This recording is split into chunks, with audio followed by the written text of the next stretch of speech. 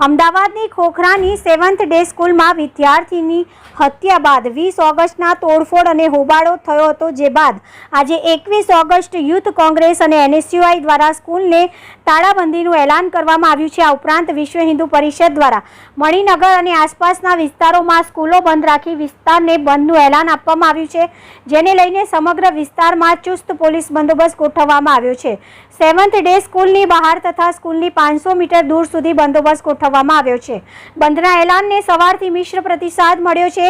કેટલીક દુકાનો ચાલુ તો કેટલીક દુકાનો સવારથી બંધ છે। સિંધી માર્કેટ સંપૂર્ણપણે બંધ છે તો મણિનગર, ખોખરા, ઈસનપુર વિસ્તારની 200 જેટલી સ્કૂલો બંધમાં જોડાઈ છે। રોડ ઉપર ફરીથી લોકો ભેગા થતા પોલીસે ગાડી બોલાવી ફરીથી અટકાયત શરૂ કરી હતી। આ ઉપરાંત યુવા કોંગ્રેસના કાર્યકર્તાઓની અટકાયત કરવામાં આવી હતી। શહેર પોલીસ ઉચ્ચ અધિકારીઓ સ્થળ ઉપર પરિસ્થિતિના કાબુ મેળવી શકતા નથી અને બીજી તરફ જે લોકો પોલીસ અને સ્કૂલ વિરુદ્ધ બોલી રહ્યા છે તેમને પકડી અને અટકાયત કરવામાં આવી રહી છે।